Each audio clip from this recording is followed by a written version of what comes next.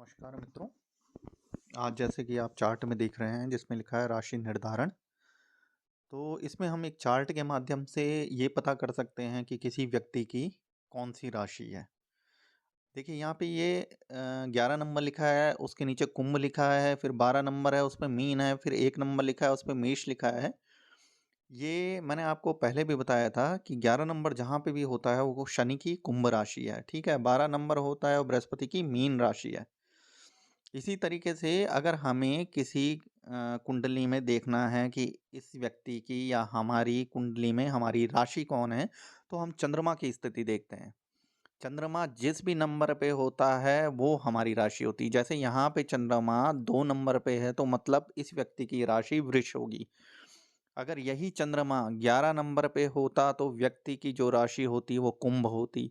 यही चंद्रमा अगर 8 नंबर में होता तो व्यक्ति की राशि वृश्चिक होती है। इसी तरीके से आप देख सकते हैं अपनी कुंडली में या आपके पास कोई कुंडली आती है तो आप इसमें राशि निर्धारण कर सकते हैं कि किसी व्यक्ति की राशि कौन सी होती है। देखिए राशि और लग्न दो अलग अलग चीजें हैं। यहाँ पे आप देखेंगे 11 नंबर जो पहला भाव है, जिसके बारे में मैंने पिछले एपिसोड में बताया था कि जो प्रथम भाव होता है वो हमारा लग्न होता है, जो हमारा शरीर है। यहाँ पे 11 नंबर लिखा है तो ये कुंभ लग्न की कुंडली है और वृष राशि इस व्यक्ति की है। यहीं पे अगर 10 नंबर प्रथम भाव में लिखा रहता तो ये मकर लग्न की कुंडली होती, और 9 नंबर लिखा होता तो धनु लग्न की कुंडली होती, 8 नंबर लिखा होता तो वृश्चिक लग्न की कुंडली होती। तो लग्न और राशि ये दो चीजें अलग अलग हैं। कई बार कोई कहते हैं कि कोई भी व्यक्ति कहता है कि भाई मेरी राशि ये है तो मेरा प्रभाव क्या होगा, मेरा कुंडली में क्या फल होगा। लेकिन जो मेन फलादेश होता है वो लग्न आधारित होता है। उसमें राशि आधारित केवल ये होता है क्योंकि हम चंद्रमा से देखते हैं कि उस समय चंद्रमा की गति क्या थी, जिस समय व्यक्ति का जन्म हुआ चंद्रमा किस राशि में था, तो उसके आधार पे राशि निर्धारण होता है और लग्न निर्धारण होता है। ठीक है। तो उम्मीद है कि राशि के बारे में या राशि निर्धारण के बारे में आप समझ गए होंगे। ठीक है, अब मैं आगे आपको ले जाऊंगा ग्रहों की उच्चस्थ राशि कौन सी है और नीचस्थ राशि ग्रहों की कौन सी होती है।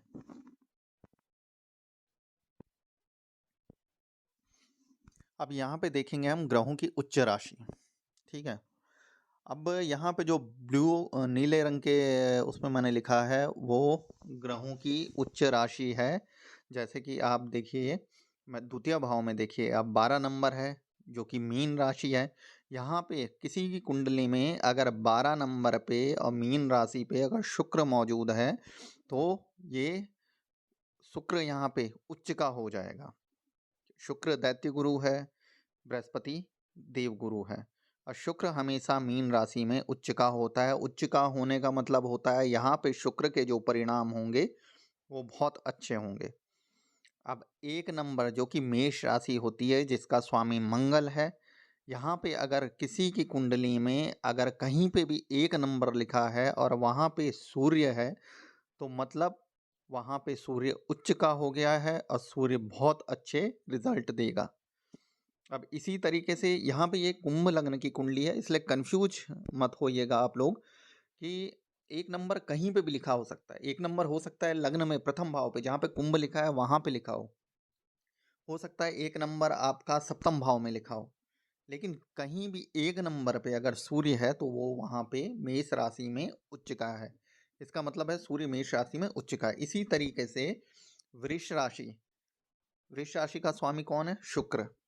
तो वृष राशि में चंद्रमा 2 नंबर पे कहीं पे भी लिखा होगा तो चंद्रमा वहाँ पे उच्च का होगा, और उच्च के रिजल्ट उस भाव के देगा जिस भाव में चंद्रमा वृष राशि में उच्च का होगा। और उस भाव से हम जो जो चीज़ें देखते हैं उन चीज़ों में ये उच्च का प्रभाव देगा और अच्छा प्रभाव देगा। उसी तरीके से कुछ विद्वान राहु को मिथुन मतांतर में उच्च का मानते हैं, कुछ वृष में भी राहु को उच्च का मानते हैं। तो अब चौथी राशि पे हम आते हैं, कर्क राशि, जो कि चंद्रमा की अधिपत्य राशि है। चंद्रमा की राशि को हम 4 से लिखते हैं। 4 कहीं पे भी कुंडली में हो, अगर उसमें बृहस्पति देव आके बैठ जाते हैं तो यहाँ पे बृहस्पति देव उच्च के हो जाते हैं, उच्च के रिजल्ट देते हैं, बहुत अच्छा रिजल्ट देते हैं।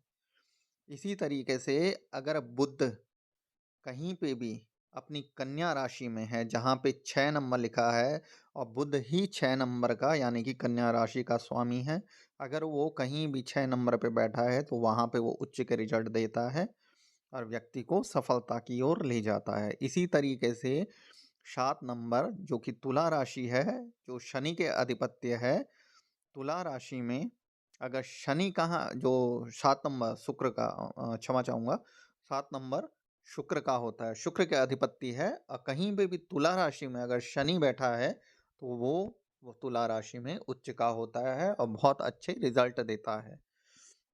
इसी तरीके से 9 नंबर जहाँ लिखा रहता है वो है धनु राशि, जो कि बृहस्पति की राशि है। धनु राशि में केतु कहीं पे बैठा है तो वो वहाँ पे बहुत अच्छे रिजल्ट देगा। इसी तरीके से केतु अगर वृश्चिक राशि में भी बैठा है तो वहाँ पे भी वो अच्छे रिजल्ट देता है। अब हम आते हैं 10 नंबर जहाँ पे लिखा है, जो शनि के अधिपत्य राशि मकर है, उस पे कहीं पे भी मंगल बैठा है तो मंगल वहाँ पे उच्च के रिजल्ट देता है और बहुत अच्छे रिजल्ट देता है। ठीक है, अब हम आगे बढ़ेंगे कि ग्रहों की नीचस्थ राशि। अब नीचस्थ उच्चस्थ का मतलब ये हुआ कि कोई भी ग्रह किस राशि में सबसे पावरफुल हो जाता है। अब पावरफुल होके बहुत अच्छे परिणाम देता है। अब हम ग्रहों की नीचस्थ राशि में आएंगे।